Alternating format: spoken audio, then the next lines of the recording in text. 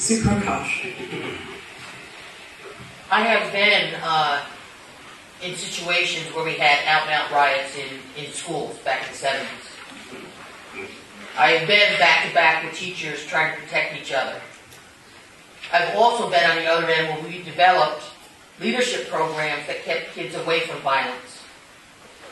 The thing we have to do is go by the policy that's already on the books, which is zero tolerance. What I mean by zero tolerance is the 10% or the 8% of the students that are causing the violence, we have to have an alternative education. Not a Band-Aid building, not a place where we say, oh, the thugs go, but we have to have an alternative program.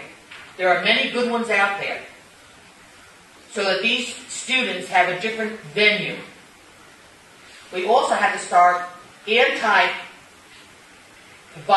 things in elementary school. Get the kids involved in something else so that they won't go into the violent end of it. I'm disturbed when I see YouTube things on this past week of fights on corners. That's a societal problem. We have to get the city of Newburgh, the town of Newburgh, the town of New Windsor, and the school district on the same page so that our children have a safe haven where they can be educated. That's the job of the schools, to be educate our children, not to be a battleground on the school grounds afterwards. I agree with Pop, we have to do things at the high school with the security. Looking at a camera and watching the violence is not the answer. Having kids go through just metal detectors is not the answer. We have to have alternatives for this. And I think that we can do it if we work together. Thank you. Thank you. Tom Woodhull.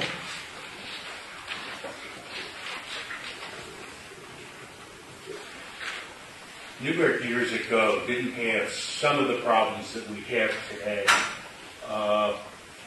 And for that reason, we're having the SROs, the school resource officers, back in the high schools and in the 2 junior highs. And this has actually been a tremendous help because the kids tell these school resource officers what's happening or if something is going to happen. And this is very, very vital to the city of Newburgh.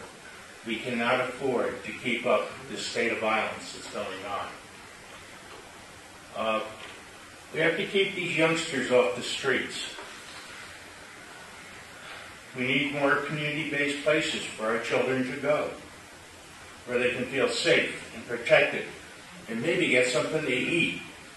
Because a lot of times, these children are living in poverty. We all know how bad the poverty issue is around here. Go to the soup kitchens, food pantries.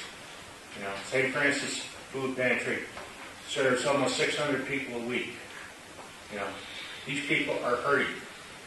These children that come in with their parents, you know they are not getting fed properly. And for this reason, we need to work with that to really keep the children on the up and up.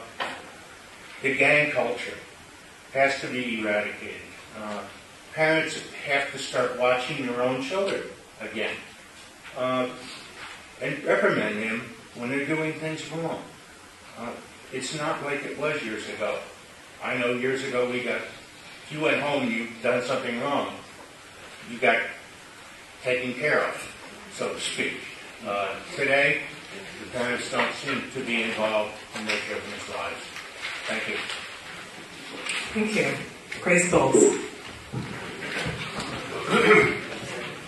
As it has been said, what goes on the outside eventually makes it into the school.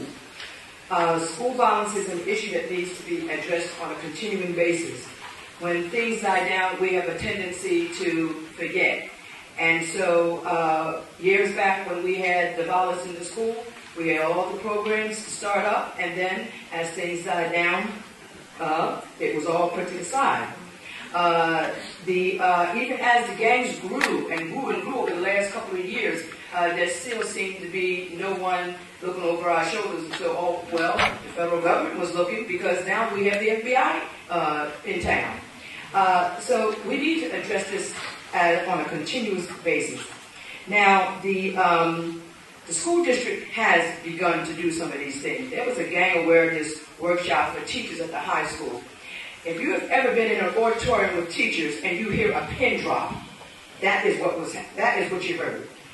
I mean, they were just, they probably were shocked at all that they were seeing.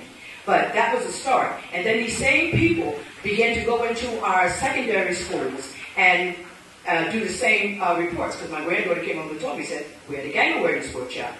Okay, so now, what do we need to do? As a part of the diversity committee, we met with the Latino Unitas, and it's a Hispanic community organization. And they, in the past, have not been allowed to have programs in the school or pass literature out, but now they can do that. So using them, the Diversity Committee wants to use the PTA and the PTO to present parent workshops to let their parents know what to look for in their homes. We want to begin workshops on the elementary level. Sometimes in the high school, it's like it's there. So therefore, we don't know what to do about that. But now we know that if we start down at the elementary level, we might be able to stop some of these children from going into gangs. And last but not least, character education, civics course.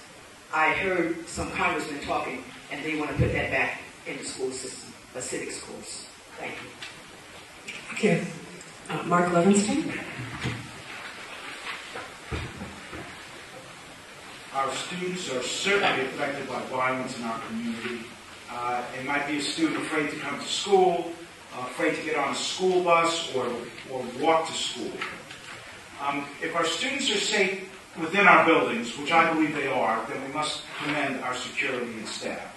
As for the community, we first need to make sure that our children can get to and from school safely. Buses need to be free of bullying and need to be safe, period. Maybe this means cameras on buses, and I think that this is being implemented now. Maybe the troublemaking students need to be denied the privilege of riding on buses.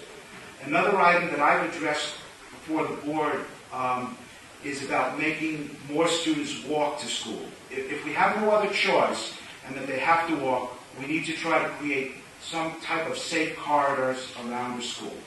Hopefully this will make students want to come back to school and feel safe doing so. Thank you.